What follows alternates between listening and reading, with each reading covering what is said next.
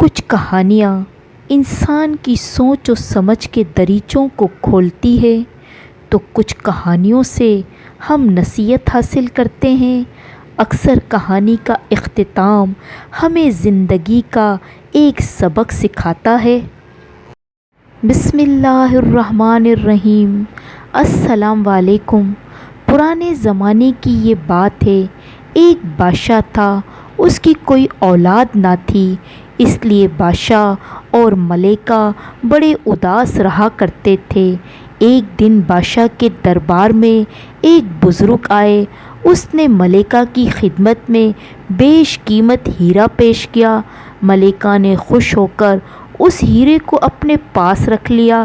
ملکہ اس ہیرے پر بڑا فخر محسوس کیا کرتی اور کہا کرتی کہ ایسا ہیرا دنیا میں کسی اور کے پاس نہیں ہے۔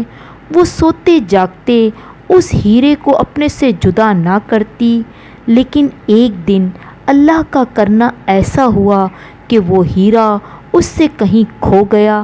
سب نے اس ہیرے کو بہت تلاش کیا مگر اس ہیرے کا کہیں پتہ نہ چلا۔ ملکہ پھر اداس رہنے لگی، لیکن تھوڑے ہی دن بعد اس کے یہاں ایک چاند سا بچہ پیدا ہوا۔ ملکہ نے اس کا نام ہیرا بادشاہ رکھا۔ وہ کہتی، جو ہیرا میرے پاس سے گم ہو گیا تھا، یہ بچہ مجھے اس کے بدلے میں ملا ہے۔ ہیرا بادشاہ جب 10 سال کی عمر کو پہنچا تو اس کے باپ نے اس کا نکاح قریب کے ایک بادشاہ کی بیٹی سے کروا دیا۔ جب وہ جوان ہو گیا تو بادشاہ نے رخصتی کا پیغام بھیجا، لہٰذا ہیرا بادشاہ کی بارات محل سے روانہ ہوئی۔ ابھی تھوڑی ہی دور گئے تھے کہ دم لینے ایک درخت کے سائے میں باراتی بیٹھ گئے۔ اس درخت پر 4 شرارتی پریاں رہتی تھیں۔ وہ شہزادے کو بگھی سے نکال کر لے گئی۔ سپاہیوں نے جب بگھی کے اندر دیکھا تو بگھی خالی تھی۔ الٹے پاؤں بادشاہ کے پاس پہنچے اور ڈرتے ڈرتے سارا حال بادشاہ اور ملکہ کو کہہ سنایا۔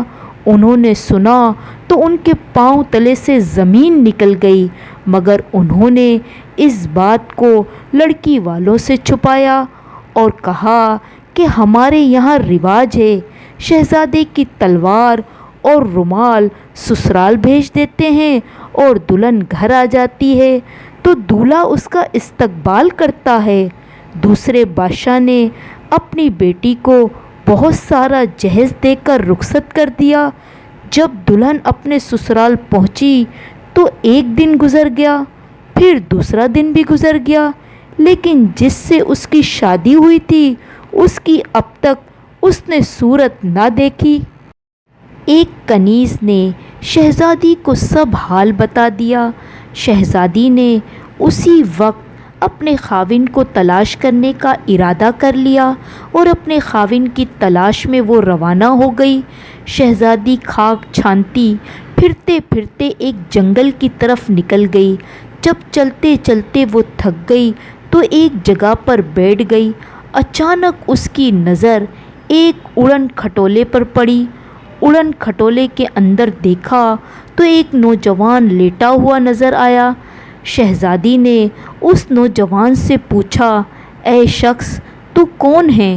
اس نوجوان نے بڑی مشکل سے اپنا حال کہہ سنایا کہ میں بیاہ والے دن جا رہا تھا تو یہ شریر پریاں مجھے پکڑ لائی اور رات بھر اس اڑن کھٹولے کے اندر مجھے اڑاتی رہتی ہے۔ میں کئی دنوں سے بھوکا اور پیاسا ہوں، اسی لیے کمزور ہو گیا ہوں۔ یہ سن کر شہزادی اڑن کھٹولے سے اتر آئی، سیدھی بازار پہنچی اور بہت سارے پھل خرید لائی۔ پھر یہ پھل اس نوجوان کے حوالے کر کر کہنے لگی، لو، پہلے یہ پھل کھا لو۔ ابھی وہ نوجوان پھل کھا رہا تھا کہ رات ہو گئی۔ اس نے شہزادی سے کہا، تم جاؤ، ابھی وہ شرارتی پریاں آنے والی ہے۔ پھر شہزادی نے کہا، تم یہ تمام پھل اڑن کھٹولے میں رکھ لو، جب پریاں اڑن کھٹولوں کو ہوا میں اڑائے تو تم زمین پر یہ پھل پھینکتے رہنا۔ یہ کہہ کر वो पहाड़ की चोटी से उतर आई। इतने में वो शरारती परियां आ गई और उड़न खटोले को उड़ाकर ले चली और शहज़ादा रात भर फलों को नीचे फेंकता रहा। जब सुबह हुई तो शहज़ादी जहाँ जहाँ फल पड़े थे उस रास्ते पर चलने लगी। आखिर एक जगह पर वो फल ख़त्म हो गए। वो वहीं ठहर गई और जिस दरख्त के नीचे आखिरी फल पड़ा था उस पर चढ़ गई। वहाँ उड़न खटोला लटका हुआ था। शहज़ादी ने उड़न खटोले से शहज़ादे को उतार लाई और घोड़े पर बिठाकर उसके माँ बाप के पास ले गई। शहज़ादे ने घर पहुँचते ही माँ बाप से कहा कि इस अजनबी लड़की ने मेरी जान बचाई। माँ बाप ने बताया कि ये वही शहज़ादी है जिससे तुम्हारा निकाह हुआ था। ये इतनी बाहिम्मत लड़की है कि तुम्हारी तलाश में अकेले ही निकल खड़ी हुई। ये सुनकर शहज़ादे को बेहद खुशी हुई और कहा कि अगर इंसान किसी काम का अज़म और हौसला लेकर निकलता है तो कामयाबी उसका मुकद्दर बनती है।